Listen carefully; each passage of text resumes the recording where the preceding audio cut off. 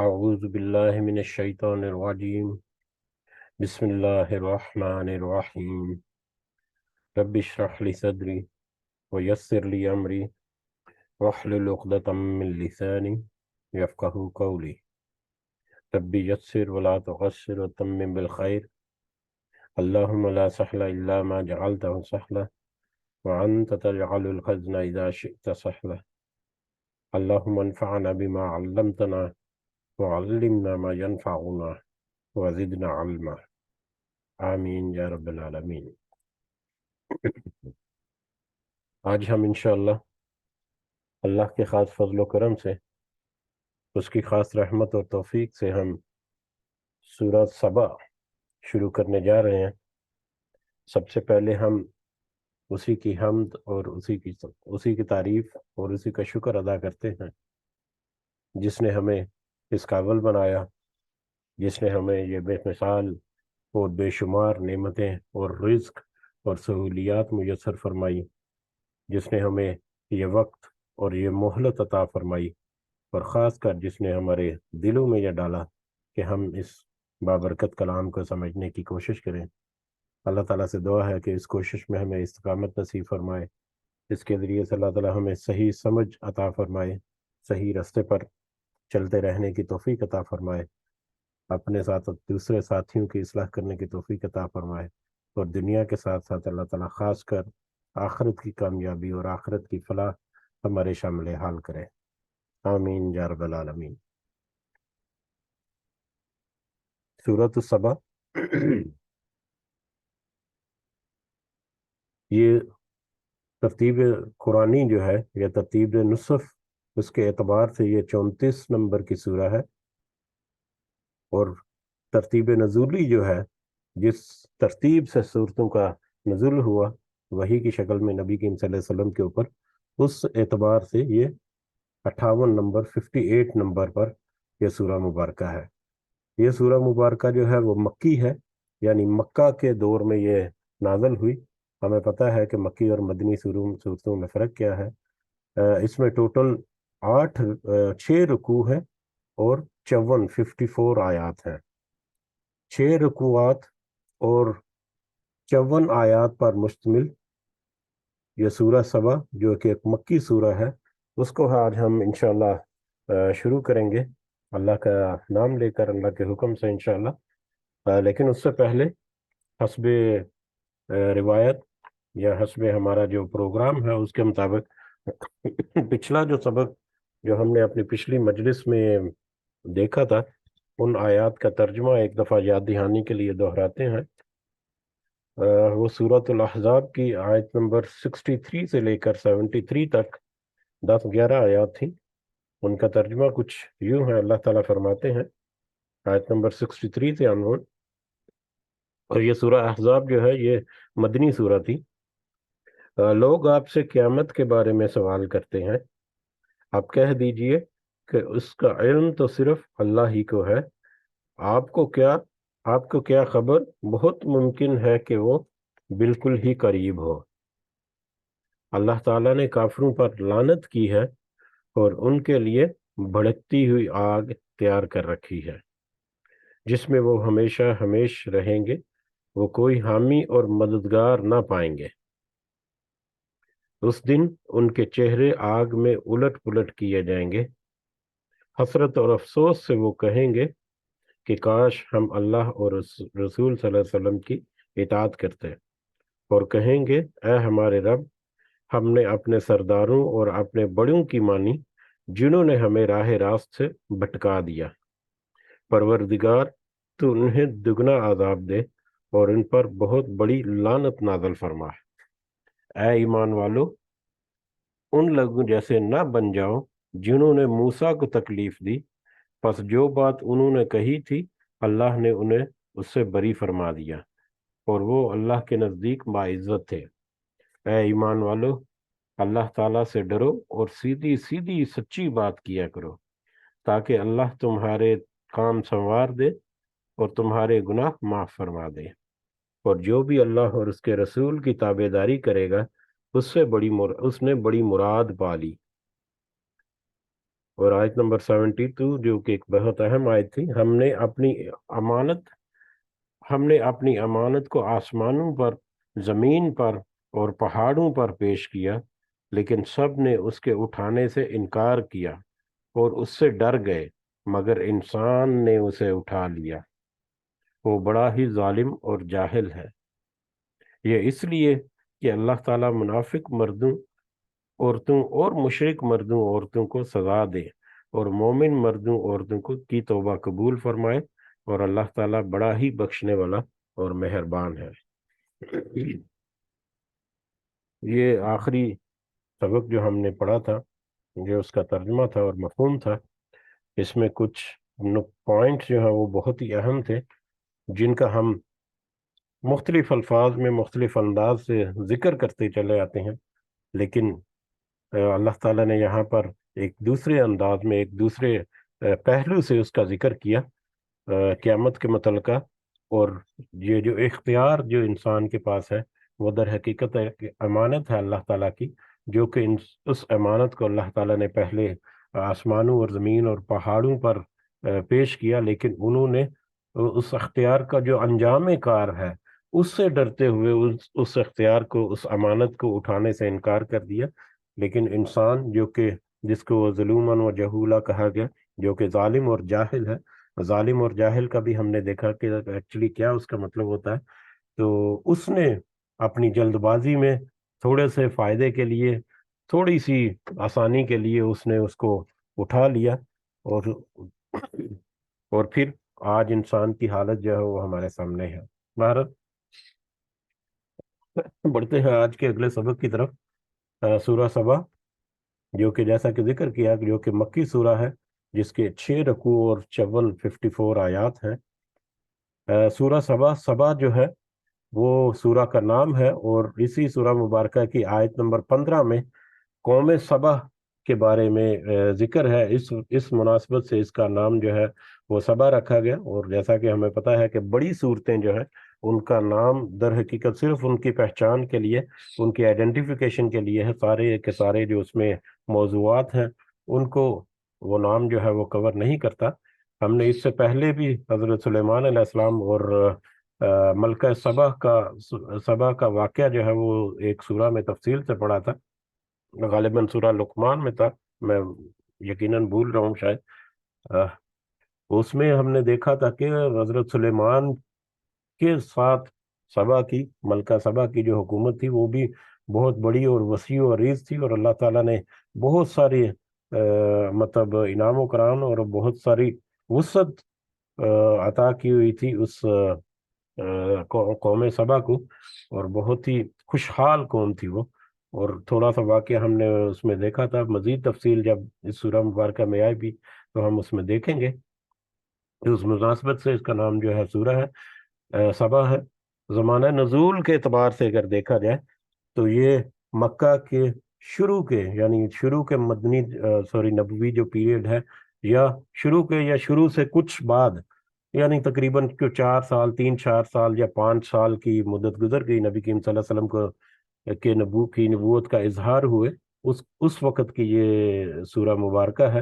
اور جب یہ سورہ مبارکہ نازل ہوئی اس وقت اسلام کا پیغام جو ہے وہ تو کرنیں جو ہے وہ پھوٹ رہی ہیں، اور اسلام کا پیغام جو ہے وہ تو کھلے عام جو ہے وہ لوگوں تک پہنچایا جا رہا ہے، اور لوگ جو ہے ابھی اس کو شروع سے ہی قبول کرنے سے انکار کر رہے ہیں، لیکن اس کی مخالفت جو ہے وہ شروع کر چکے ہیں۔ نبی کریم صلی اللہ علیہ وسلم کی مخالفت اور اسلام کی مخالفت اور یہ قرآن کی آیات کی مخالفت جو ہے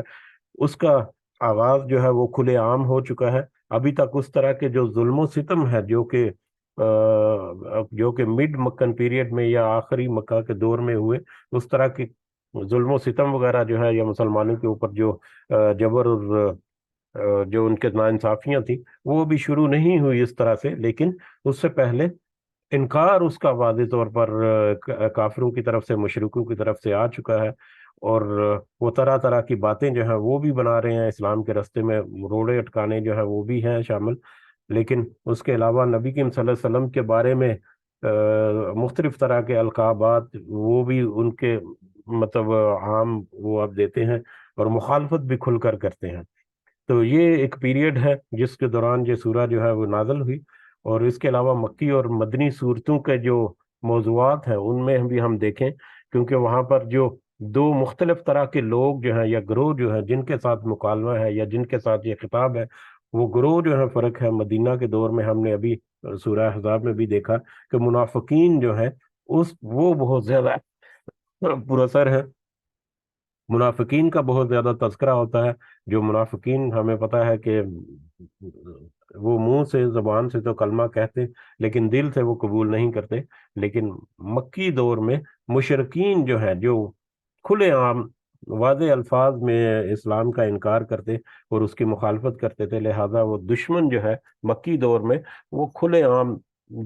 اگلی دوسری صف میں کھڑا ہے، جس کو پہچاننا بہت آسان ہے. جبکہ مدنی جو دور ہے اس میں دشمن کو پہچاننا جو ہے وہ تھوڑا سا ایک مشکل تھی. اسی لیے منافقین کی جو رویے ہیں اور ان کا کردار اور ان کی مختلف نشانیاں جو ہیں وہ بہت ساری آیات اور احادیث میں ہمیں ملتی ہیں. بہرحال اسی بیچوں بیچ یہ سورہ مبارکہ جو ہے نازل ہوئی، اور اس کا جو سبق آج ہم دیکھیں گے، کوشش کریں گے کہ آج ہم پہلا رکوع جو ہے اس کا آیت نمبر 9 تک اس کو مکمل کریں انشاءاللہ. تو اس میں ہم دیکھیں گے کہ یا ہم یہ دیکھتے ہیں کہ مشرکین مکہ، منافقین اور مشرکین کا ایک بڑا فرق یہ بھی ہے کہ منافقین میں اکثر جو ہے وہ اہل کتاب یہودیوں اور عیسائیوں کی تعداد جو ہے وہ زیادہ ہے، اور یہودی اور عیسائی آلریڈی ایک الہامی دین کے اوپر تھے، جو کہ جنت اور دوزخ وغیرہ اور نبیوں کا اور اللہ تعالیٰ کی طرف سے کتابیں اور اس طرح کے معاملات میں وحی کے بارے میں ان کے پاس اچھی خاصی معلومات تھیں، ان کا اعتقاد تھا. گو کہ اس میں بہت ساری گمراہیاں آ چکی تھیں. لیکن مکہ کے جو مشرکین ہیں وہ اس چیز کے سرے سے انکاری ہی تھے، اور خاص کر قیامت کے بارے میں وہ بہت بڑا انکار کرتے تھے. اللہ کا انکار کرنا تو ہے ہی ہے. اللہ کا انکار ایکچولی ڈائریکٹلی انڈائریکٹلی ہم نے دیکھا کہ اللہ کے ساتھ ان کا تعارف بھی موجود تھا پہلے، اللہ کو وہ پہچانتے تھے لیکن اس کے ساتھ شریک ٹھہراتے تھے مختلف چیزوں کو یا بتوں کو. تو یہ ان کی بہت بڑی ایک گمراہی تھی. لیکن اس کے ساتھ ساتھ کچھ لوگ جو ہیں کس حد تک قیامت کا وہ اقرار کرتے تھے یا قیامت کے بارے میں وہ کچھ گمان کرتے تھے، لیکن بہت بڑے یقین اور وثوق کے ساتھ نہیں. لیکن اکثریت جو ہے وہ سرے سے انکار ہی کر دیتی تھی، اور وہ 2-3 پہلو جو ہے ان کو وہ ماننے کے لیے تیار نہیں تھے. ایک پہلو تو یہ ہے کہ سب سے پہلے وہ ساعہ جسے کہتے ہیں، ساعہ یا گھڑی جسے کہتے ہیں، جس کو عام طور پہ قیامت کا ترجمہ جو ہے وہ کیا جاتا ہے. ساعہ جو ہے وہ ہے در حقیقت قیامت کے آغاز کی جو شروع کا جو پیریڈ ہے اس کو ساعہ کہتے ہیں، جس میں یہ پوری کائنات یا یہ پوری زمین جو ہے یہ پوری کی پوری نیست و نابود ہو جائے گی، تباہ و برباد ہو جائے گی. پہاڑ جو ہے وہ دنکی ہوئی روئی کی طرح اڑیں گے، اور زمین جو ہے وہ چٹیل میدان بن جائے گی، اور سب جو انسان ہے ان کو موت وارد آ جائے گی. تو ایک تو وہ اس جو سا ہے اس کو وہ ماننے سے ایگری نہیں ہے. وہ کہتے ہیں جی کہ مطلب ہزاروں سال سے، پچھلے سینکڑوں سالوں سے، ہزاروں سالوں سے یہ چلتا آ رہا ہے، یہ اسی طرح سے سلسلہ ہمارے آباء و اجداد جو ہیں وہ گزر گئے، اس کے علاوہ اب ہم بھی اتنی عمریں گزار دی، ہمارے آگے بچے بھی ہو گئے، بلکہ ہمارے تو لائف سٹائل میں ایک امپروومنٹ آ رہا ہے، انسان کے رہنے بہنے میں بسنے میں تھوڑی سی امپروومنٹ آ رہی ہے، وہ تو اور زیادہ مضبوط ہوتا جا رہا ہے انسان اس دنیا زمین کے اوپر رہنے میں. تو یہ کیسے ممکن ہے کہ یہ زمین جو ہے یہ ایک وقت آئے گا کہ یہ تباہ و برباد ہو جائے گی اور سارے مر مٹ جائیں گے، اور پھر نئے سرے سے ایک دنیا جو ہے وہ آباد ہوگی. تو ایک تو یہ جو سا ہے اس کو وہ ماننے سے انکار کرتے ہیں. اور اس کے بعد دوسرا ان کا بڑا انکار یہ تھا کہ یہ کیسے ممکن ہے کہ ایک انسان جو کہ مر کر مٹی میں مٹی ہو گیا اور ریزہ ریزہ ہو گیا اور اس کا نام و نشان تک مٹ گیا، وہ کیسے ممکن ہے کہ وہ دوبارہ اٹھ کر اس پر کھڑا کر دیا جائے. وہ کہتے ہیں کہ ہزاروں سال سے، پچھلے سینکڑوں سال سے، ہزاروں سال سے ہمارے آباء و اجداد جو ہیں وہ مٹی میں دفن ہیں، ان کی ہڈیاں جو ہیں وہ بھی اب گل سڑ کر زمین کے ساتھ ذرہ ذرہ ہو گئی، ریزہ ریزہ ہو گئی ہیں. تو اب کیسے ممکن ہے کہ ان کو اٹھایا یہ دوبارہ یہ زندہ ہو جائیں گے. تو تیسرا جو تھا ان کا جو سب سے بڑا ان کے لیے ماننا مشکل تھا، وہ کہتے تھے کہ جب دوبارہ سے اٹھایا جانا ہی ممکن نہیں، تو پھر تو قیامت کا باقی جو باتیں جو نبی کریم صلی اللہ علیہ وسلم یا قرآن مجید کے آیات آتی ہیں یہ بھی نہیں ہوگا، اور حساب کتاب بھی نہیں ہوگا، بس یہ دنیا کی زندگی جو ہے بس یہی زندگی ہے، اسی میں جو کچھ گزارنا ہے گزار لو، بس یہیں تک ہے، اسے آگے کچھ نہیں۔ تو یہ دو تین مختلف سٹیجز میں وہ قیامت کا یعنی کہ سا سے لے کر قیامت کے باقی جتنے معاملات ہیں ان سب کا وہ انکار کرتے تھے، یہاں تک کہ آخرت میں جو حساب کتاب ہے اس کا بھی وہ انکار کرتے تھے۔ اور جو تھوڑے بہت اقرار کرتے بھی تھے یا کچھ ڈکے چھپے الفاظ میں یا کچھ مطلب معدوم قسم کے جو نظریات رکھتے تھے قیامت کے بارے میں، وہ بھی یہ کہتے تھے کہ جب اللہ تعالیٰ ہمارے اوپر اس دنیا میں اتنا خوش ہے کہ اس نے ہمیں یہ اتنی آسائشیں اور اتنی نوازشات ہمارے اوپر کی ہوئی ہیں، تو اس کا مطلب ہے کہ ہمارا عقیدہ ٹھیک ہے، ہمارا عمل ٹھیک ہے۔ تو جس طرح دنیا میں اللہ تعالیٰ نے ہمیں نوازا ہوا ہے، اسی طرح آخرت میں بھی اللہ تعالیٰ ہمیں نوازے گا۔ تو اس طرح سے وہ قیامت کے بارے میں یا یوم آخرت کے بارے میں یا حساب کتاب کے بارے میں ان کے مختلف طرح کے نظریات تھے، جو کہ سارے جو ہیں وہ باطن تھے، جن کی اصلاح کرنے کی ضرورت تھی۔ لیکن وہ اصلاح جب پیش ہوئی قرآن کی صورت میں اور نبی کریم صلی اللہ علیہ وسلم کے قول اور فعل کی شکل میں، تو انہوں نے اس کا انکار کیا اور اس کو پک کرنے سے مطلب کترانا شروع کر دیا انہوں نے۔ تو یہ ایک خلاصہ میں نے تذکرہ کیا ہمارے آج کے ذکر کا، آج کا جو سبق ہے انشاءاللہ، اور اس میں کچھ مزید معلومات جو ہیں وہ بھی ہمیں ملیں گی، لیکن ڈائریکٹلی اور انڈائریکٹلی یہ جو سارا احاطہ ہے وہ اسی موضوع کی طرف پہلے آج کے ہمارے سبق میں ہوگا۔ تو شروع کرتے ہیں انشاءاللہ آج کا سبق۔ اعوذ باللہ من الشیطان الرجیم، بسم اللہ الرحمن الرحیم۔ الحمدللہ، سب تعریفیں اللہ ہی کے لیے ہیں۔ الحمدللہ ہمیں پتہ ہے کہ سب تعریفیں اور سب شکر یہ دونوں مطلب اس کے ہوتے ہیں کہ تمام کی تمام تعریفیں، کل کی کل تعریفیں اور کل کا کل شکر جو ہے وہ صرف اللہ ہی کے لیے ہے۔ تعریف اس کی جاتی ہے جو کہ ہمیں اچھا لگے، جو کہ ہمیں مطلب جس کی قدرت یا جس کے کام جو ہیں وہ ایسے ہوں کہ جو قابل تعریف ہوں، اور شکر اس کا کیا جاتا ہے جو کہ کوئی احسان کرے، جو کہ کوئی نوازشات کرے۔ تو اللہ تعالیٰ جو ہے وہی اس پوری کائنات میں واحد ہے جو حقدار ہے کہ اس کا سب سے زیادہ شکر ادا کیا جائے اور سب سے زیادہ تعریف ادا کی جائے۔ کیوں؟ اللہ وہ اللہ تو وہ ہے جو لہو ما فی السماوات و ما فی الارض، جو کچھ آسمانوں اور زمین میں ہے سب کچھ اسی کا ہے۔ اس کی تعریف اور اس کا شکر اس لیے کہ جو کچھ آسمانوں اور زمین میں ہے وہ سب کا سب اسی کا ہے۔ آسمانوں اور زمین میں سب کچھ اسی کا ہے، بہت مختلف انداز میں، بہت وسیع طور پر ہم اس کو سمجھ سکتے ہیں، لیکن بہت دفعہ اس کا تذکرہ ہوا۔ جب آسمانوں اور زمین ہم کہتے ہیں تو اس کا مطلب ہے کائنات، جتنے بھی آسمان ہیں، 7 آسمانوں کا ذکر ہے، اس کے علاوہ زمین کا ذکر ہے، تو یہ سب کو جب ملایا جائے تو یہ کائنات پوری بن جاتی ہے۔ تو اس پوری کائنات کو تخلیق کرنے والا اللہ تعالیٰ ہے۔ جب اس نے تخلیق کر دیا تو پھر ایک مقررہ مدت تک، ایک مقررہ وقت تک، جس کا تعین صرف اللہ تعالیٰ کے پاس ہی ہے، جو کب آئے گا وہ وقت، اس مقررہ وقت تک یہ پورے کا پورا جو کائنات کا نظام ہے، اس میں زمین کے اوپر زندگی جو ہے وہ بھی ہے، اور اس کے علاوہ باقی کائنات کے جتنے مظاہر ہمیں نظر آتے ہیں،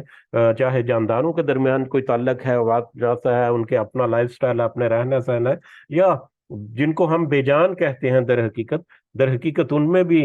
اللہ تعالیٰ نے ایک حرکت اور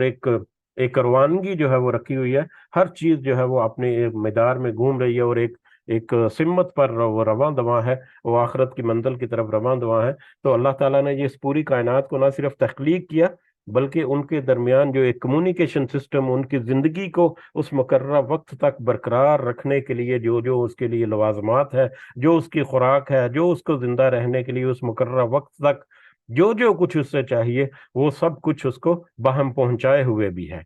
تو اس کائنات کو پیدا کرنے سے لے کے اس کے انجام تک جتنا کچھ اس کائنات میں ہے وہ سارے کے سارا اللہ تعالیٰ کی طرف سے ہے۔ تو لہٰذا وہی اللہ جس کے لیے یہ ساری کائنات ہے، وہی خالق ہے، وہی مالک ہے، اسی کے لیے سب تعریفیں اور سب شکر ہے۔ وَلَهُ الْحَمْدُ فِي الْآخِرَةِ، اور وَلَهُ الْحَمْدُ فِي الْآخِرَةِ، اور اسی کی ہے تعریف اور شکر، فی الآخرہ، آخرت میں، اور آخرت میں بھی اسی کی حمد اور اسی کی اسی کا تعریف اور اسی کا شکر ہے۔ آخرت میں جو اللہ تعالیٰ کی حمد ہے اس کے بارے میں مختلف احادیث میں یا آیات میں مختلف باتیں جو ہیں وہ نظر آتی ہیں۔ جیسا کہ احادیث میں ہے کہ نبی کریم صلی اللہ علیہ وسلم کہتے ہیں کہ آخرت میں حمد کا کلمہ، حمد کا جو جھنڈا ہے وہ میرے ہاتھ میں ہوگا، اور میں آخرت میں اس قیامت کے دن جیسی میں اللہ کی تعریف اور شکر یا جیسی اللہ کی حمد بیان کروں گا وہ میں اس دنیا میں نہیں کر سکتا۔ اس کے علاوہ جو اہل جنت ہے وہ بھی اللہ تعالیٰ کی نعمتوں کا، اللہ تعالیٰ کے جو اللہ تعالیٰ نے وعدہ کیا ان کے ساتھ اس دنیا کی زندگی میں، ان کو جب وہ سچا اور حقیقت پائیں گے تو وہاں پر وہ اللہ تعالیٰ کے حمد کے ترانے پڑیں گے، وہ اللہ تعالیٰ کا شکر اور اس کی حمد و ثنا جو ہے وہ بیان کریں گے، وہی ان کا جو کلمہ یا ان کا ترانہ ہوگا وہاں پر، وہی ان کا عمل ہوگا وہاں پر۔ تو لہٰذا حمد جو ہے وہ اہل جنت جو ہے ان کا ترانہ ہوگا۔ تو آخرت میں بھی مختلف انداز میں جو حمد ہوگی وہ بھی صرف اللہ ہی کے لیے ہوگی۔ آخرت میں کوئی اور ظاہر ہے وہاں پر کوئی بھی نہیں ہوگا جو کہ فوکل پوائنٹ ہو وہاں پر۔ تو آخرت میں بھی تعریف جو ہے وہ صرف اور صرف اللہ ہی کی ہوگی۔ وَهُوَ الْحَكِيمُ الْخَبِيرُ، اور وہ نہایت حکمت والا خوب خبردار ہے۔ بڑی حکمت کے ساتھ، تدبر کے ساتھ اس نے پوری یہ کائنات جو ہے، آسمان اور زمین جو ہے وہ تخلیق کیے، ان کے تخلیق کرنے کے بعد ان کے جو نظام ہے ان کو قائم کیا، کس طرح سے انہوں نے زندگی بسر کرنی ہے، اور پھر زندگی بسر کرنے کے لیے جتنے لوازمات چاہیے وہ بھی پھر اسی اللہ تعالیٰ نے ان کو مہیا کیے۔ تو یہ سارا کچھ اللہ تعالیٰ نے نہایت حکمت کے ساتھ، تدبیر کے ساتھ، ایک بڑی ترکیب کے ساتھ، ایک بڑے بیلنسڈ طریقے سے یہ سارا کچھ اللہ تعالیٰ نے تخلیق کیا اور اس کو چلا رہا ہے، اور خبیر بھی ہے وہ۔ جب اس نے ہر چیز کو تخلیق کیا تو اس کی ہر مائنر سے مائنر ڈیٹیل جو ہے اس کے بارے میں بھی اللہ تعالیٰ خوب خبردار ہے۔ جب کوئی صرف سمجھنے کے لیے کہ جب کوئی چیز جو بناتا ہے یا کوئی چیز جو ہے وہ ڈیزائن کرتا ہے، تو جو ڈیزائنر ہے اس کے پاس اس کی چھوٹی سی چھوٹی مائنر سے مائنر ڈیٹیلز بھی ہوتی ہیں، گاڑیوں کے انجن وغیرہ ہو گئے، یا ایون کہ گھروں کے نقشے وغیرہ جو بناتے ہیں، جو ڈیزائننگ کرتے ہیں، جو پلاننگ کرتے ہیں، ڈیزائننگ اور پلاننگ کرنے والے جو ہیں وہ چھوٹی سے چھوٹی ڈیٹیل جو ہے اس کو بھی سامنے رکھتے ہیں، یا اس کے ان کو پتہ ہوتا ہے۔ لیکن بعد میں جو اینڈ یوزر ہیں یا دوسرے ہیں ان کو شاید ان کا اتنا پتہ نہیں ہوتا چھوٹی چھوٹی ڈیٹیل کا، جو کہ ایک پلانر کو پتہ ہے، جو اللہ تعالیٰ جو کہ اس ساری کائنات کا پلانر ہے، اور نہ صرف پلانر ہے بلکہ اس کا ایگزیکیوٹر بھی ہے، اس کا آپریٹر بھی ہے، اور اس کی زندگی کا ضامن بھی ہے۔ تو وہ اس کی چھوٹی سی چھوٹی چیز جو ہے اس سے خوب اچھی طرح سے باخبر ہے۔ یا عالم، وہ جانتا ہے، وہ اللہ جانتا ہے، ما یلج فی الارض، جو داخل ہوتا ہے، جو کچھ داخل ہوتا ہے زمین میں، وہ اللہ جانتا ہے جو کچھ داخل ہوتا ہے زمین میں، وما یخرج منہا، اور جو کچھ نکلتا ہے اس میں سے، وہ جو کچھ زمین میں داخل ہوتا ہے اور جو کچھ زمین میں نکلتا ہے اس کو خوب اچھی طرح سے جانتا ہے۔ پہلے آیت کو ایک دفعہ ترجمہ پڑھتے ہیں پھر اس کو سمجھنے کی کوشش کرتے ہیں۔ وما ينزل من السماء، اور جو کچھ جو اترتا ہے آسمان سے، وما يعرج فيها، اور جو کچھ چڑھتا ہے، یعنی جو کچھ زمین میں داخل ہوتا ہے اور نکلتا ہے اللہ تعالیٰ اس کو خوب اچھی طرح سے جانتا ہے، اور جو کچھ آسمان سے اترتا ہے اور آسمان کی طرف چڑھتا ہے، یعنی زمین کا جو کچھ آسمان سے زمین کی طرف اترتا ہے اور زمین سے آسمان کی طرف چڑھتا ہے، اللہ تعالیٰ اس کو بھی خوب اچھی طرح سے جاننے والا ہے۔ وَهُوَ الرحیم الغفور، اور وہ نہایت ہی رحم کرنے والا اور بخشنے والا ہے۔ اب اس آیت مبارکہ کے دو حصے جو ہیں وہ ان کو کہہ سکتے ہیں۔ پہلا حصہ ہے ما یلج فی الارض وما یخرج منہا، جو کچھ داخل ہوتا ہے زمین میں اور جو کچھ اس میں سے نکلتا ہے۔ یہ دونوں پہلوؤں سے ہم اس کو سمجھنے کی کوشش کر سکتے ہیں۔ ایک تو ہے ہمارا مادی پہلو یا سائنٹیفک پہلو یا کہہ لیں، یا ظاہری اعتبار سے جو چیزیں نظر آتی ہیں ہمیں، اور دوسرا ہے جو کہ عقلی اعتبار سے یا لاجیکلی اعتبار سے یا روحانی اعتبار سے ہمیں نظر آتی ہیں۔ بہت ساری چیزیں ہیں جو زمین میں داخل ہوتی ہیں اور زمین سے نکلتی ہیں۔ زمین میں داخل ہونا اور نکلنا جو ہے وہ ایک ہی چیز کا مطلب کنٹینیوشن بھی ہو سکتی ہے یا مختلف بھی ہو سکتی ہیں۔ جیسا کہ زمین کے اندر مردہ بیج جو ہے، بیج جو ظاہری طور پر بڑا خشک قسم کا ایک دانہ ہے، وہ زمین کے اندر جب داخل ہوتا ہے تو اس سے پھر اللہ تعالیٰ کی قدرت سے اس سے پودا نکل کر زمین سے باہر جو ہے وہ برآمد ہو جاتا ہے۔ بارش جو ہے وہ زمین پر جب پڑتی ہے، بے جان اور مردہ زمین کے اوپر جب بارش پڑتی ہے تو اس بارش کے پڑنے سے وہ بارش جب زمین کے اندر داخل ہوتی ہے تو وہاں سے کھیتی لہلہا اٹھتی ہے، زمین جو ہے وہ زندہ ہو جاتی ہے اور ہریالی ہو جاتی ہے۔ بہت ساری جگہوں پر ہم نے یہ دیکھا۔ اس کے علاوہ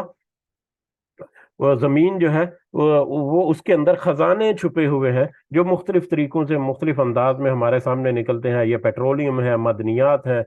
جتنی دھاتیں ہیں نکل رہی ہیں، جتنے زمین کے خزانے وہ اگل رہی ہے، زمین جو ہے وہ کوئلہ وغیرہ جو ہے وہ بھی نکل رہا ہے۔ اس کے علاوہ بڑی بڑی قیمتی معدنیات جو ہے اس میں سے نکلتی ہیں۔ تو بہت ساری چیزیں ایسی ہیں جو اللہ تعالیٰ نے زمین میں خزانے جو ہے وہ موجود ہیں جو مختلف انداز سے نکلتے ہیں۔ اسی طرح سے سب سے اہم چیز جو ہمیں سمجھنے کی ہے، جو آج کے سبق کے متعلقہ ہے، کہ وہ جانتا ہے ما یلج فی الارض وما یخرج منہا، جو کچھ زمین میں داخل ہوتا ہے اور جو کچھ زمین سے نکلتا ہے۔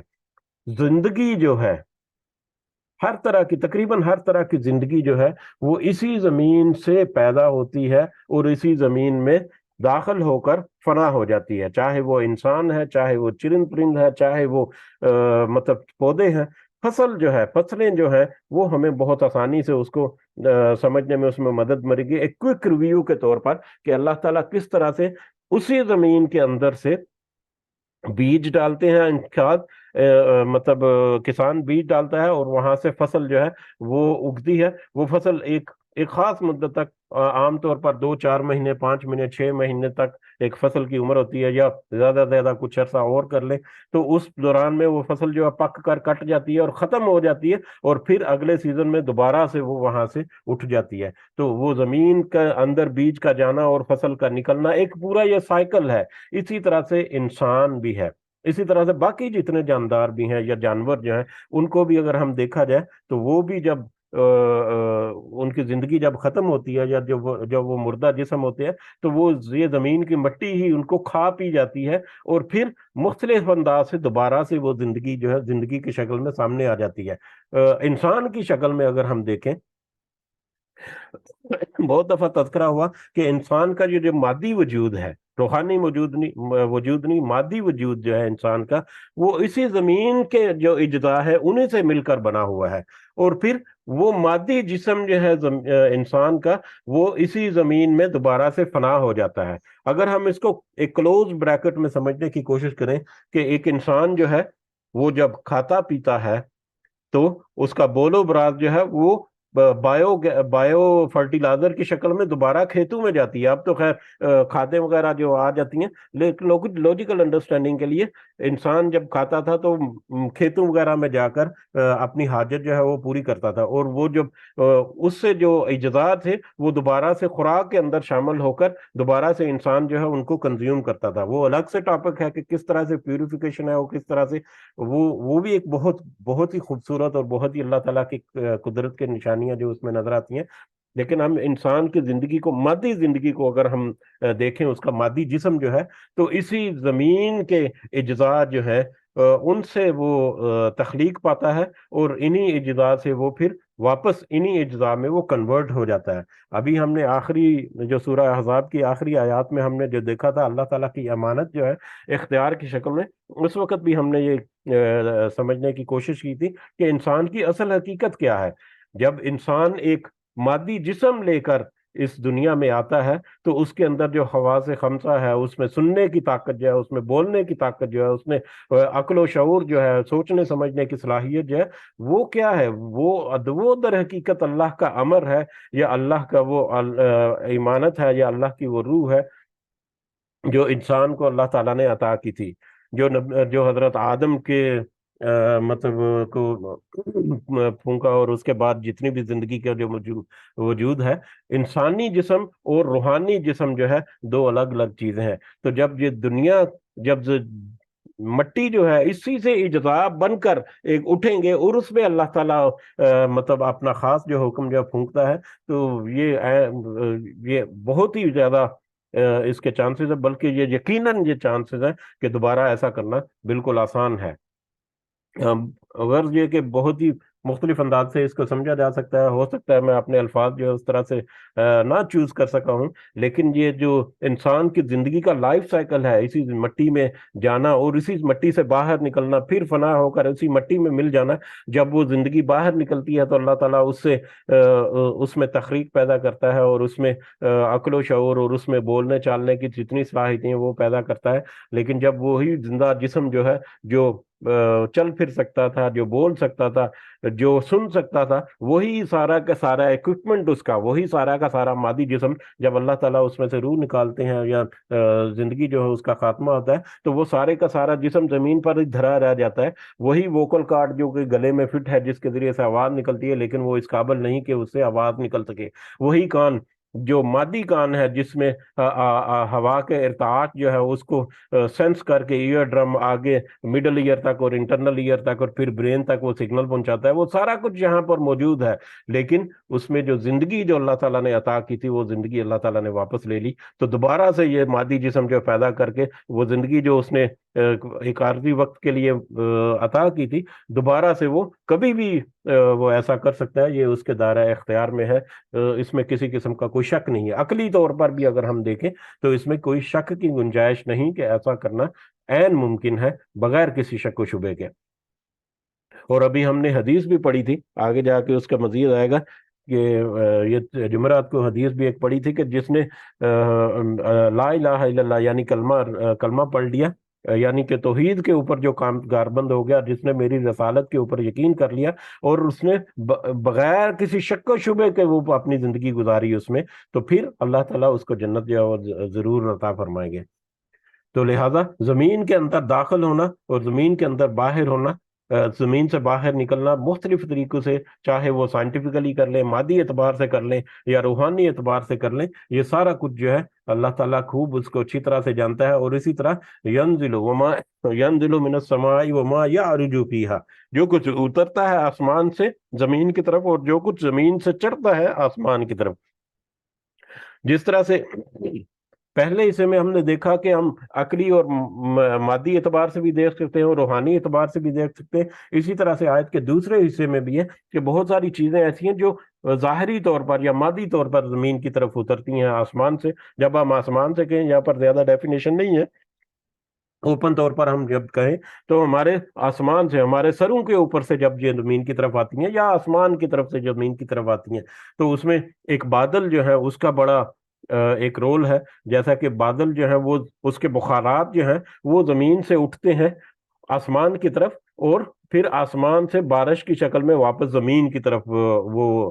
برستے ہیں مختلف جگہوں پر. تو آسمان زمین سے اٹھنا اور آسمان سے واپس اترنا، اس طرح سے اور بھی بہت ساری چیزیں ہیں. آکسیجن جو ہے وہ زمین سے اٹھتی ہے، سوری زمین کی طرف نیچے بیٹھتی ہے، اور کاربن ڈائی آکسائڈ جو ہے وہ بھی زمین سے اٹھتی ہے اور خارج ہوتی ہے. بلکہ آکسیجن جو ہے وہ بھی ہوا کی طرف اوپر کی طرف سفر کرتی ہے. مختلف سورج کی روشنی جو ہے وہ آسمان سے زمین کی طرف آتی ہے. تو اس طرح سے مختلف چیزیں جو ہے یا مختلف جو فینومینا ہے ان کو جب ہم سٹڈی کریں تو ہم دیکھتے ہیں کہ زمین کی طرف بہت ساری چیزیں آتی ہیں اور زمین سے پھر آسمان کی طرف بھی بہت ساری چیزیں سفر کرتی ہیں. اسی طرح سے روحانی اعتبار سے بھی دیکھیں تو اللہ تعالیٰ کی طرف سے وہی جو ہے نبی کریم صلی اللہ علیہ وسلم کے اوپر جو آئی، وہ بھی آسمان سے زمین کی طرف اس کا نزول ہوا. فرشتے جو ہیں وہ اللہ تعالیٰ کا حکم لے کر زمین کی طرف آتے تھے اور جہاں سے رپورٹس لے کر واپس اللہ تعالیٰ کے حضور وہ پیش ہوتے ہیں. جیسا کہ وہ حدیث میں بھی تھا کہ مطلب صبح کی فجر کی نماز کے وقت کا بڑا اہمیت جو ہے اس حدیث سے نظر آتی ہے کہ صبح فجر کی نماز کے وقت فرشتوں کی ایک شفٹ کہہ لیں کہ وہ چینج ہوتی ہے. جو ایک شفٹ جو آتی ہے اور پہلی شفٹ جو ہے وہ چلی جاتی ہے، تو اللہ تعالیٰ ان سے پوچھتا ہے، جو شفٹ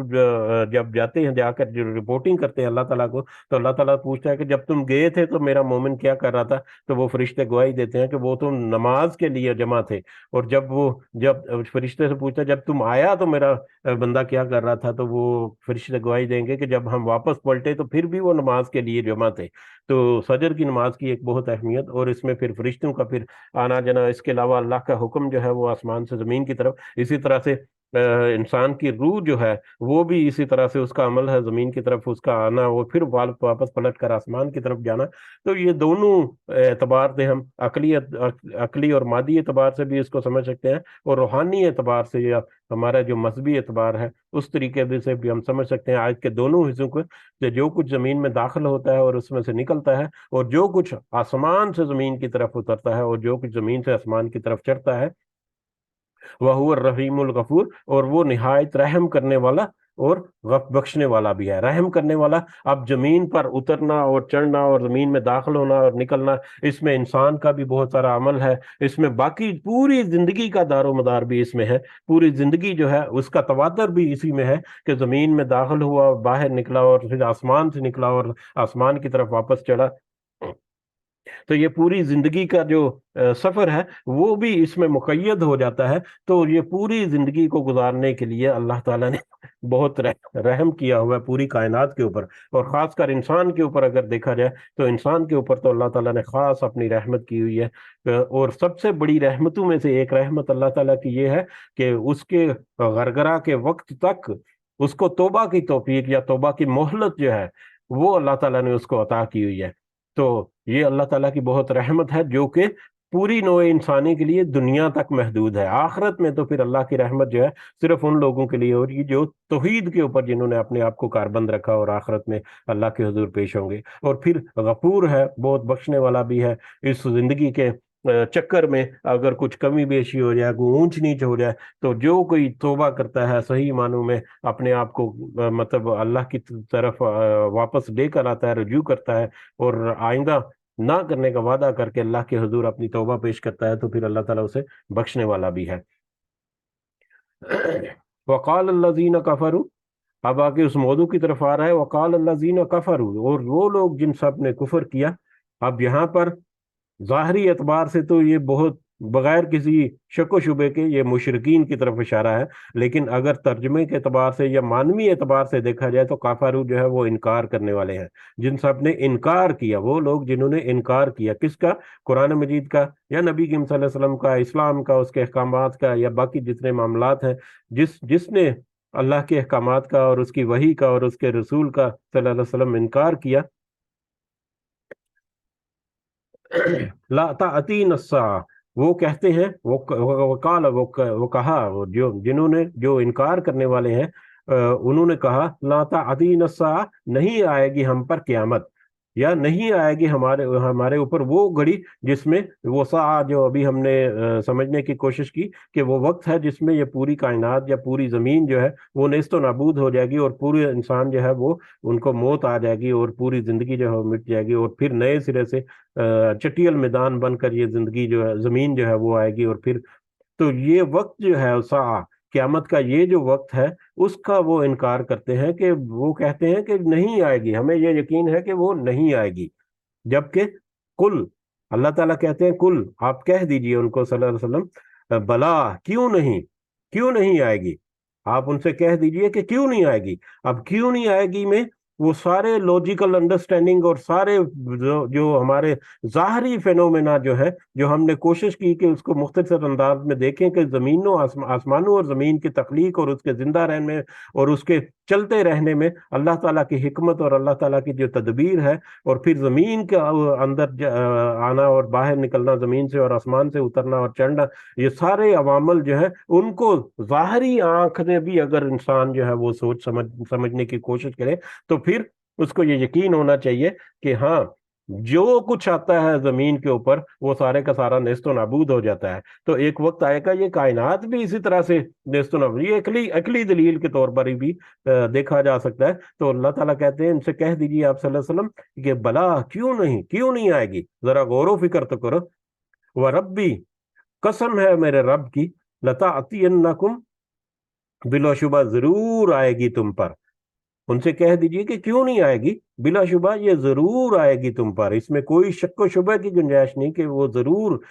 ساعہ جو ہے وہ تمہارے اوپر آئے گی. عالم الغیبی، یہ عالم غیب کا علم جاننے والا جو ہے، یعنی وہ اللہ جو کہ عالم الغیب ہے، جو کہ غیب کی باتوں، غیب جاننے والا ہے، پورے کا پورا غیب کا جاننے والا ہے. یہ اس کی طرف سے یہ یہ ارشاد ہے یا اس کی طرف سے یہ خبر ہے تمہارے لیے کہ یہ ساعہ جو ہے وہ ضرور آ کر رہے گی، اس میں کسی قسم کا کوئی شک و شبہ نہیں۔ اب دیکھیں، ابھی ہم غیب کے اوپر بھی اگر ہم تھوڑی سی تحقیق یا تھوڑا سا جستجو کریں تو ہمیں بہت ساری چیزیں پتہ چلتی ہیں۔ اللہ تعالیٰ نے غیب کی کچھ باتوں کا ہمیں علم جو ہے وہ دے دیا، غیب کی کچھ باتوں کا بارے میں ہمیں بتا دیا۔ وہ اللہ تعالیٰ کے بتائے ہوئے غیب کی کچھ باتیں جو ہیں وہ ہمارے سامنے آ چکی آلریڈی، اور کچھ جو ہیں یقیناً ایک وقت ہے، مقررہ وقت کے بعد ہمارے سامنے آئیں گی۔ کچھ چیزیں جو ہیں، جیسے اگر ہم ماضی میں دیکھیں تو نبی کریم صلی اللہ علیہ وسلم کی بہت ساری ایسی مطلب مطلب آنے والے وقتوں کے بارے میں ان کے فرامین موجود ہے جو کہ سچ ثابت ہو چکے۔ وہ در حقیقت اللہ تعالیٰ کی طرف سے ہی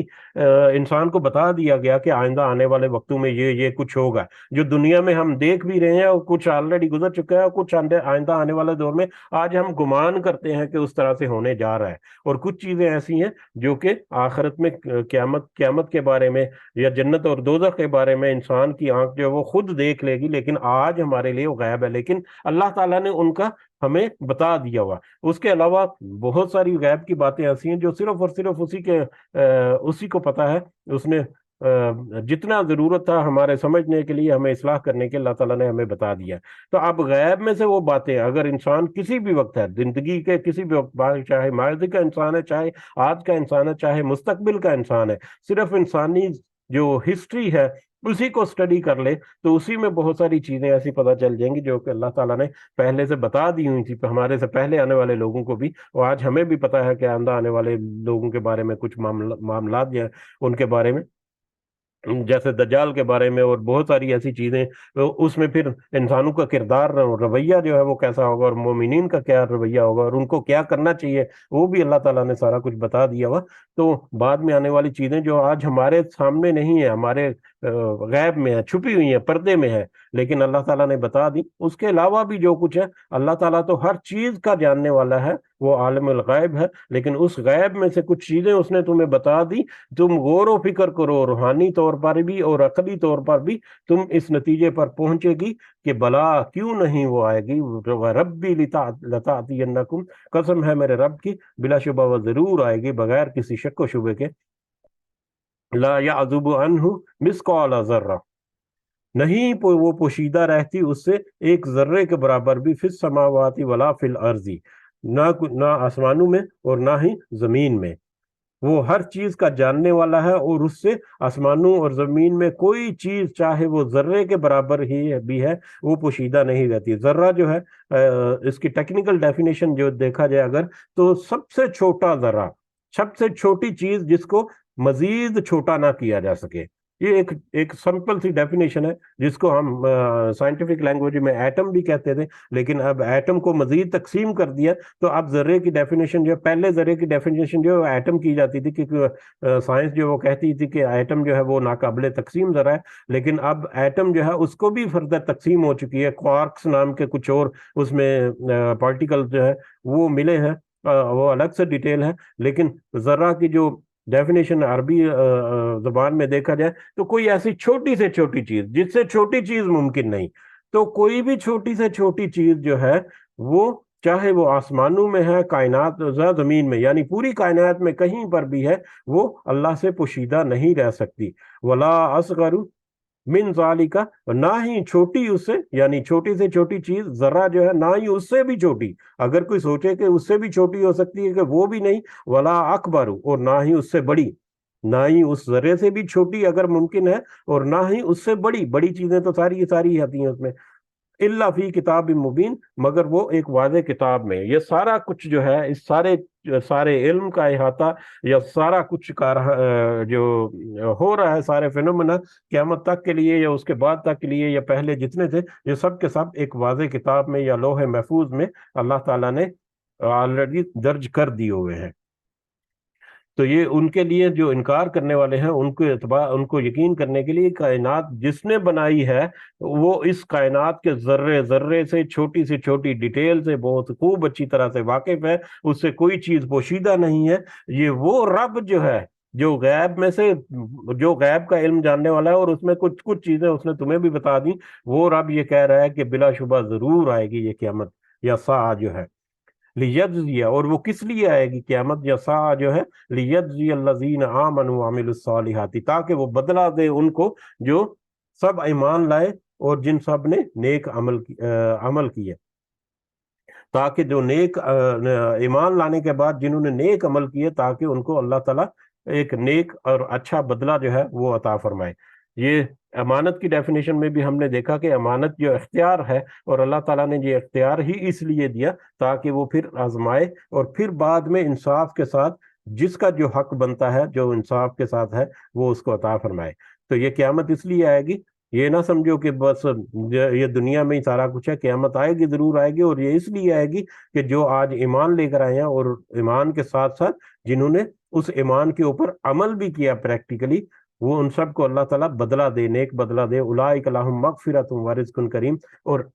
یہی وہ لوگ ہیں، نیک لوگ جو ہے، نیک ایمان کے ساتھ عمل صالح کرنے والے لوگ جو ہیں، جن کے لیے لہم مغفرۃ مغفرت ہے، ورزق کریم، اور ایک باعزت رزق ہے ان کے لیے آخرت میں، قیامت کے دن اللہ تعالیٰ ان کو مغفرت جو ہے، یعنی جو بھی ان کے اگر کوئی جانے انجانے میں کچھ معاملات اگر ہو گئے ہیں لیکن انہوں نے اپنی صحیح نیت کے ساتھ اپنے نیک عمل کیے ہوئے، تو اللہ تعالیٰ یقیناً ان کو بخش بھی دے گا اور ان کو ایک باعزت رزق آخر میں جنت کی شکل میں یا اپنے فضل و کرم کی شکل میں مختلف جنت، یعنی کہ جو عمل صالح کرنے والا ہے وہ تو جو برزخی زندگی ہے وہیں سے اس کو رزق ملنا جو ہے اللہ تعالیٰ کی طرف سے شروع ہو جاتا ہے۔ اللہ تعالیٰ ہمیں بھی ان لوگوں میں شامل فرمائے جن کو برزخی زندگی سے جیسے ہی ہمیں قبر میں ڈالا جائے اللہ تعالیٰ ہمیں جنت کا رزق جو ہے وہ ہمیں عطا کرنا شروع کر دے، آمین۔ تو آخرت میں بھی ان کو پھر ایک باعزت رزق اللہ تعالیٰ کی طرف سے ملے گا۔ والذین سعوا فی آیاتنا، اور وہ لوگ جن سب نے کوشش کی ہماری آیتوں میں، معاجزین نیچا دکھانے والے، یعنی جنہوں نے ہماری آیتوں کو نیچا دکھانے کی کوشش کی۔ نیچا دکھانے کی کوشش کرنے کا مطلب آیتوں کا یا تو سرے سے انکار ہی کر دیا یا آیتیں سن لی لیکن ان کے اوپر عمل نہیں کیا، مطلب ان کو جھٹلا دیا، ان کو پسے پش ڈال دیا۔ دونوں اعتبار سے بھی آ سکتا ہے، ایک تو سرے سے انکار کر دینا، یا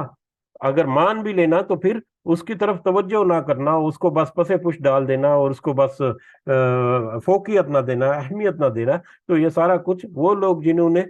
اللہ ہماری آیتوں کو یا اللہ کی آیتوں کو نیچا دکھانے کی کوشش کی، اولئک لہم عذاب، ان کے لیے یہی وہ لوگ ہیں، ان کے لیے عذاب ہے، من رجز، بدترین قسم کے عذاب میں سے، علیم، جو کہ دردناک ہی بھی ہے۔ یہی وہ لوگ ہیں جنہوں نے اس دنیا کی زندگی میں اللہ کی آیات کو نیچا دکھانے کی کوشش کی، یعنی اللہ کی آیات کو یا تو سرے سے انکار کر دیا یا اس کے اوپر عمل پیرا ہونے سے کتراتے رہے، جو مطلب دوسری چیزوں کی طرف مشغول رہے، اپنے نفسانی خواہشات میں بس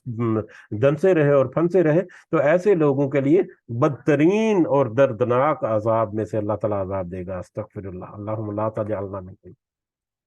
آمین۔ وَيَرَى الَّذِينَ،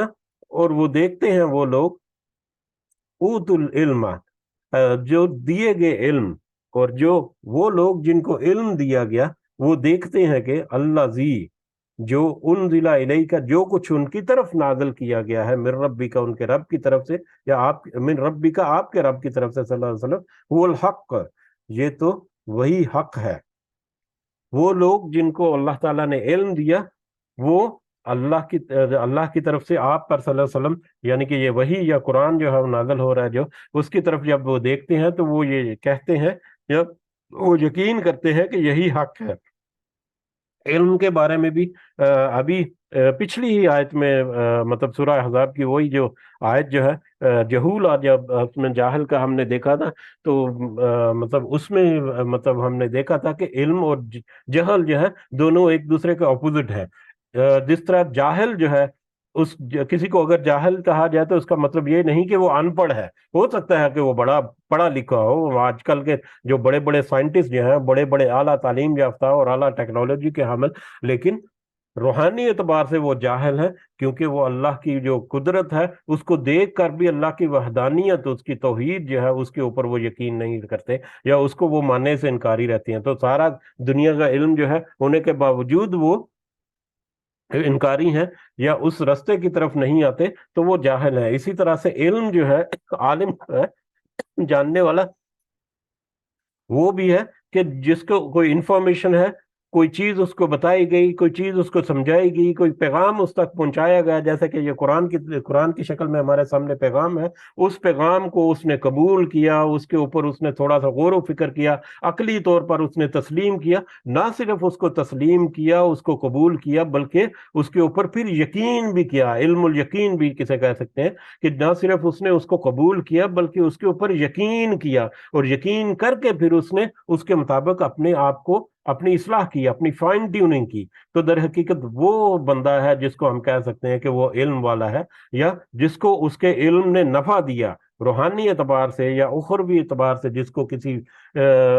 کسی معلومات نے یا کسی تعلیمات نے یا کسی اس طرح کی جو نصیحتیں ہیں، جس کو اس نے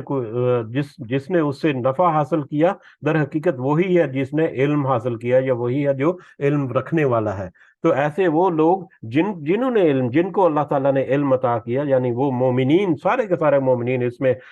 صحابہ کرام رضوان اللہ اجمعین بھی ہیں، ان کے بعد آنے والے بھی، اور سارے مومنین جو ہے وہ اس میں شامل ہیں۔ وہ لوگ جنہوں نے نہ صرف اس وحی کے اوپر قبول کیا بلکہ اس کے اوپر یقین بھی کیا، اور اس کے مطابق انہوں نے اپنی اصلاح بھی کی۔ ایسے علم رکھنے والے لوگ جو ہیں وہ،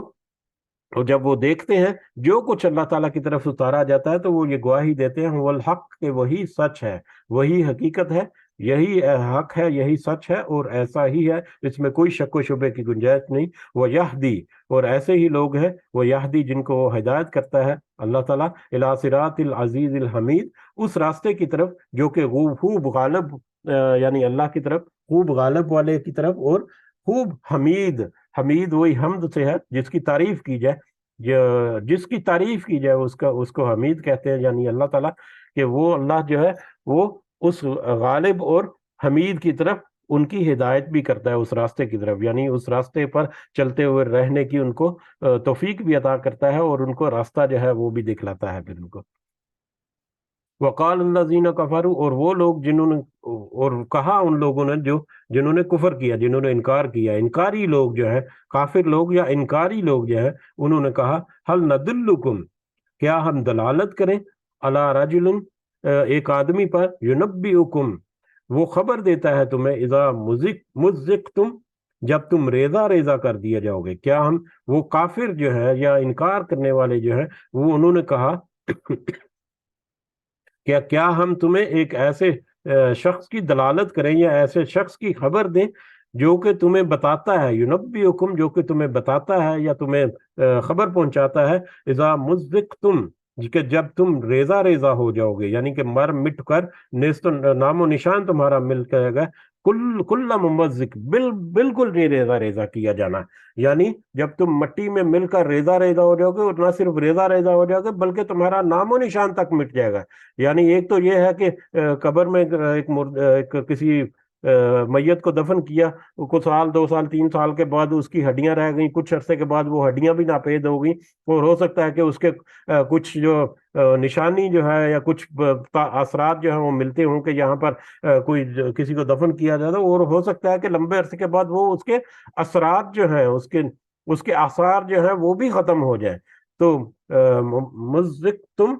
کل ممزق، کہ ایسا ریزہ ریزہ ہونا کہ نام و نشان مٹ جانا۔ تو وہ کافر جو ہیں، وہ انکار کرنے والے کہتے ہیں کیا ہم تمہیں ایک ایسے شخص کی طرف دلالت کریں یا ایسے شخص کا بتائیں جو کہ تمہیں یہ خبر دیتا ہے کہ تم جب تم ریزہ ریزہ ہو جاؤ گے، مر مٹ کر ختم ہو جاؤ گے، انکم لفی خلق جدید، تو بلا شبہ تم یقیناً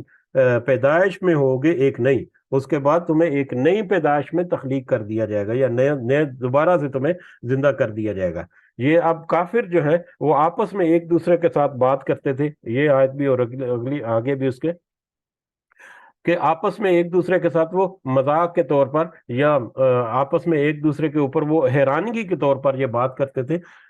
اور خاص کر اس میں جو سردار ٹائپ لوگ جو ہیں وہ وہ ایسی باتیں کرتے تھے تاکہ ان کے ماتحت جو ہے وہ نبی کریم صلی اللہ علیہ وسلم کی طرف یا اسلام کی طرف یا قرآن کی طرف راغب نہ ہو، ان کی بات نہ سنیں اور ان کی طرف نہ جائیں. تو اس طرح سے کچھ باتیں.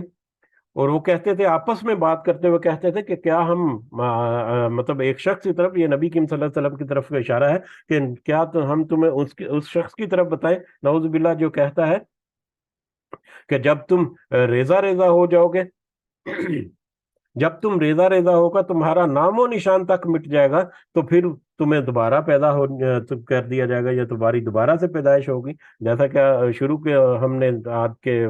ابتدائیہ میں ہم نے دیکھا کہ ان کا ایک یہ ماننا تھا کہ جب مر کر مٹی ہو جائیں گے تو دوبارہ کیسے پیدا ہو سکتے ہیں. تو یہ اسی طرف ان کا وہ خیال جو ہے اس کا اللہ تعالیٰ نے یہاں پر اظہار کیا، یہ ہمیں بتا دیا کہ وہ لوگ یہ سوچتے تھے کہ جب تم مٹی سے مٹی مل کر فنا ہو جاؤ گے تو یہ کیسے ممکن ہے کہ دوبارہ پیدا ہو جاؤ. تو یہ نبی کریم صلی اللہ علیہ وسلم کی طرف اشارہ کرتے تھے کہ وہ تو یہ کہتا ہے کہ جب تم مر مٹ جاؤ گے تو دوبارہ تمہیں زندہ کر دیا جائے گا، یا تمہارا دوبارہ زندگی ملے گی. افطرا، اب وہ یہ گمان کرتے ہیں کہ افطرا، کیا اس نے باندھا ہے علی اللہ کاذباً، جھوٹ.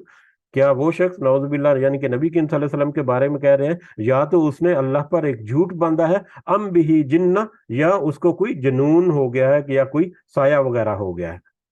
تو نعوذ باللہ وہ یہ کہتے تھے کہ یا تو وہ اللہ کی طرف کوئی جھوٹ منسوب کر رہے ہیں نبی کریم صلی اللہ علیہ وسلم، یعنی کہ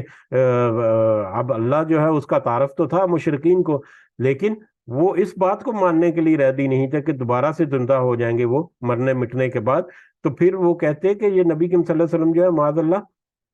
یا تو یہ اللہ کے اوپر اس نے جھوٹ باندھ دیا ہے، جھوٹی بات گھڑ کر اپنی طرف سے نعوذ باللہ اللہ کی طرف منسوب کر دی کہ اللہ کہتا ہے کہ اللہ تمہیں ان کو دوبارہ سے زندہ کرے گا. ام بھی جنہ، یا تو پھر ان کے اوپر کوئی سایہ وغیرہ ہو گیا، کوئی مجنون وغیرہ یا جنون وغیرہ ہو گیا، جس کی وجہ سے کوئی بات ان کے اختیار میں نہیں، اور وہ جو بات کرتے ہیں وہ سمجھ نہیں رکھتے. اس طرح کا رویہ جو ہے ان کا. جبکہ حقیقت یہ ہے کہ یہ دونوں باتوں میں وہ خود تذبذب کا شکار تھے، خود وہ اس میں شک و شبہ میں، شش و پنج میں تھے کہ اب وہ اللہ پر جھوٹ باندھنے کا کیسے کہہ دیں، جبکہ پہلی 40-45 سال کی زندگی نبی کریم صلی اللہ علیہ وسلم کی جو ہے وہ ان کے سامنے ہے، جس میں انہوں نے خود ان کو صادق اور امین کا ٹائٹل دیا. اور صادق اور امین کا نہ صرف ٹائٹل دیا بلکہ اب یہ جو اللہ کا پیغام پہنچا رہے ہیں وہ بھی بغیر کسی مالی فائدے کے یا دنیاوی نفع کے، بغیر کسی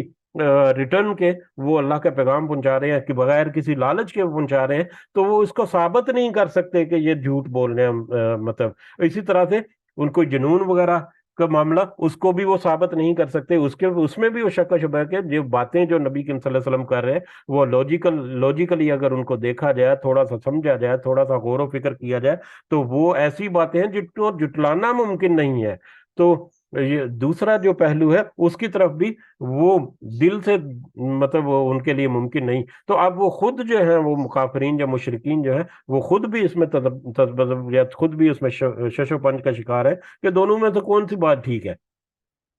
بل الذین لا یؤمنون بالآخرۃ، بلکہ حقیقت تو یہ ہے کہ وہ لوگ جو نہیں ایمان رکھتے آخرت پر، یعنی جنہوں نے آخرت کا ایمان رکھنا ہی نہیں، جنہوں نے اس کے اوپر غور و فکر ہی نہیں کرنا. غور و فکر کریں گے سب سے پہلے جب کسی سے بات کی جائے تو اگلا سننے والا جو ہے سب سے پہلا تو اس کا ریئیکشن کیا ہے کہ وہ سنتا کس انداز سے ہے. سننے کے بعد اپنے مائنڈ میں وہ کس انداز سے اس کو سمجھنے کی کوشش کرتا ہے، پازیٹیولی سمجھنے کی کوشش کرتا ہے، یا برائے انکار ہی کرنے کی کوشش کرتا ہے. تو پھر وہ لوگ جو ایمان نہیں رکھتے آخرت پر، جنہوں نے اس کو ایمان کے طور پر یا جنہوں نے اس کے اوپر سوچ سمجھ رکھنے کی کوشش ہی نہیں کی، ان کے لیے فی العذاب، وہ عذاب میں ہے، وہ ضلال البعید، اور بڑے دور کی گمراہی میں. ایسے لوگ جو ہے وہ آخرت میں عذاب میں ہوں گے اور ایسی گمراہی میں دنیا میں پڑ گئے کہ جن سے واپسی ان کے لیے ممکن نہیں ہوگی، یعنی کہ بڑی دور کی گمراہی میں وہ مبتلا ہوں گے. افلم یراؤ، کیا تو نے نہیں دیکھا، افلم یراؤ، کیا تو نے نہیں کیا نہیں ان سب نے دیکھا، افلم یراؤ، کیا نہیں ان سب نے دیکھا، الی ما بین ایدیہم، جو کچھ ہے ان کے ہاتھوں کے درمیان یا ان کے آگے اور پیچھے، ان کے سامنے جو ان کے سامنے ہے، یہ کن کی طرف اشارہ ہے؟ یہ کافرین کی طرف یا مشرکین کی طرف اشارہ ہے جو کہ انکار کرتے ہیں کہ کیا انہوں نے اپنے ہاتھوں کے درمیان یا اپنے سامنے جو چیزیں ہیں کیا انہوں نے ان کو نہیں دیکھا؟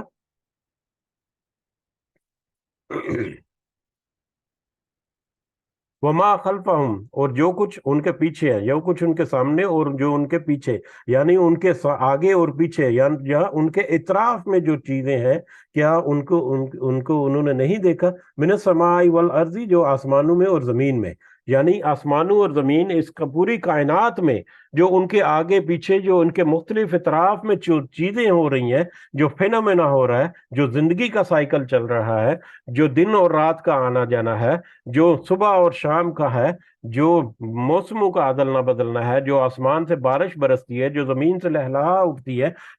جو پودا جو ہے، جو بیج بے جان بیج جو ہے ڈالا جاتا ہے اور زندہ پودا اس میں سے نکل آتا ہے، جو انسان کی زندگی جو ہے،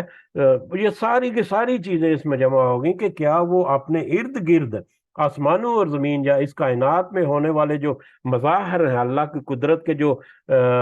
مظاہر جو اس میں ہو رہے ہیں، جو معاملات اس میں ہو رہے ہیں، کیا انہوں نے اس کے اوپر غور و فکر نہیں کیا؟ جیسا کہ ابھی ذکر ہوا تھا کہ ان کے اوپر جو غور و فکر کرے عقلی دلیل کے طور پر، تھوڑا سا مطلب غور و فکر کرے تو اس نتیجے پر ضرور پہنچتا ہے کہ یہ سب کی صرف اس ایک اللہ کی طرف سے ہی ہو رہا ہے۔ تو یہ کیا ان کافر جو ہے وہ ان چیزوں پر غور نہیں کرتے؟ ان چیزوں پر غور کریں گے تو پھر ہی ان کو سمجھ لگے گی کہ واقعی جو اللہ تعالیٰ کی طرف سے یہ وحی آ رہی ہے، یہ واقعی حق ہے، جو کہ ایمان اور عمل صالح والے جو ہیں وہ کہہ رہے ہیں لوگ۔ ان نشاء نخسف بہم الارض، اگر ہم چاہیں تو ہم دنسا دیں ان کو زمین میں۔ اگر ہم چاہیں، اللہ تعالیٰ کہہ رہے ہیں کہ اگر یہ غور و فکر نہیں کرتے تو اگر ہم چاہیں تو ان کو زمین میں دنسا دیں، جیسا کہ پچھلی قوموں میں ہوا، جیسا کہ قارون کو اس کے خزانوں سے زمین میں دنسا دیا، یا اس کے علاوہ زلزلے سے کئی آبادیاں یا کئی قومیں جو ہے وہ زمین بوس ہو گئیں۔ او نسقط علیہم کسفا من السماء، یا ہم گرا دیں ان پر ایک ٹکڑا آسمان سے، یا آسمان کا ٹکڑا ان پر گرا دیں، یا آسمان سے ان کے اوپر عذاب نازل کر دیں، جیسا کہ اس سے پچھلی قوموں کے اوپر بھی، جیسے قوم لوط کے اوپر بھی ہوا، اور بھی بہت ساری قوموں کا جو تذکرہ ہم پہلے پڑھ چکے ہیں۔ تو اللہ تعالیٰ اگر کہتے ہیں کہ اگر یہ غور و فکر نہیں کرتے اور برابر بس انکاری ہی انکاری ہے، تو اگر ہم چاہیں، یہ ہمارے پورے کلی اختیار میں ہے کہ اگر ہم چاہیں تو ان کو یا تو زمین میں دنسا دیں یا ان کے اوپر آسمان گرا دیں۔ ان فی ذالک لآیۃ، یقیناً اس میں واقعی نشانی ہے، لکل عبد منیب، اب اس بندے کے لیے جو رجوع کرنے والا ہے، جو کہ غور و فکر کرنے والا ہے، جو کہ رجوع کرنے والا ہے، جو کہ مطلب انڈرسٹینڈنگ سے کام لینے والا ہے۔ ایسے بندوں کے لیے اس میں واقعی بہت ساری نشانی ہے، یعنی اللہ کے مظاہر جو ہیں ان کو دیکھ کر، اس کی تخلیق کو دیکھ کر اس کے اوپر غور و فکر کرے گا جو، اس کو یقیناً اس میں بہت ساری نشانیاں جو نظر آئیں گی۔ پھر اللہ تعالیٰ کی طرف سے یہ رعایت برتنا جو ہے، یہ بھی ان کے لیے نشانی ہے۔ اللہ تعالیٰ کہہ رہے ہیں کہ پچھلی امتیں جو ہیں ان میں سے کچھ ایسی بھی گزری ہیں جن کو ہم نے جن زمین میں دنسا دیا، جن کے اوپر ہم نے آسمان سے عذاب جو ہے پتھروں کا یا بارش کا یا اس طرح سے نازل کیا۔ تو یہ نشانیاں ہیں ان لوگوں کے لیے، یہ سارے تاریخی واقعات کے اوپر بھی کہہ لے یا ظاہری معاملات کے اوپر بھی، پوری کائنات میں ان کے گرد گرد جو پھیلے ہوئے جو کچھ ہو رہا ہے زندگی کا سائیکل، ان کے اوپر جب غور و فکر کرنے والے جو لوگ ہیں، یہ یقیناً ان کے لیے کھلی نشانیاں ہیں۔ اور جو ان نشانیوں کو جو ان نشانیوں کو پہچان جائے، یقیناً وہ اللہ کی وحدانیت کا اقرار کرنے والا ہوگا، اور پھر وہ رسالت کی بھی شہادت دینے والا ہوگا۔ اللہ تعالیٰ سے دعا ہے کہ اللہ تعالیٰ ہمیں ان لوگوں میں شامل فرمائے جو اس دنیا میں اپنا ایمان جو ہے اس کو اپنے ساتھ لے کر جائیں، اور اللہ تعالیٰ ہمیں ان لوگوں میں بھی شامل فرمائے جو جن کو برزخی زندگی میں ہی اللہ تعالیٰ جنت کے جو رزق ہیں وہ عطا کرنا شروع کر دے، اور خاص کر اللہ تعالیٰ ہمیں آخرت میں کامیاب لوگوں میں شمار فرمائے، اور خاص کر ان لوگوں میں شامل فرمائے جو کہ پہلے بیچ میں جنت میں جانے والے ہیں۔ آمین یا رب العالمین، وما علینا الا البلاغ المبین۔ جی، کوئی اضافہ کرنا چاہ رہے ہیں اب تو کر سکتے ہیں۔ جزاکم اللہ خیرا کثیرا۔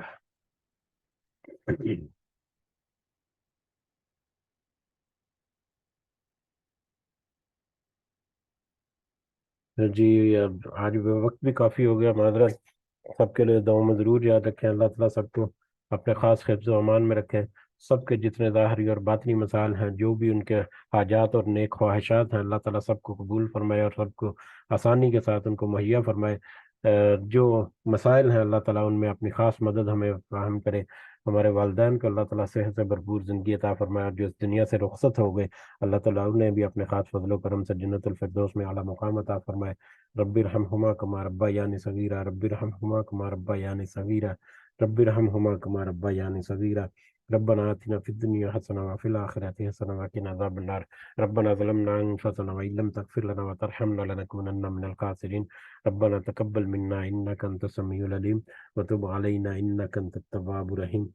سبحان ربك رب العزة عما يصفون وسلام على المرسلين والحمد لله رب العالمين۔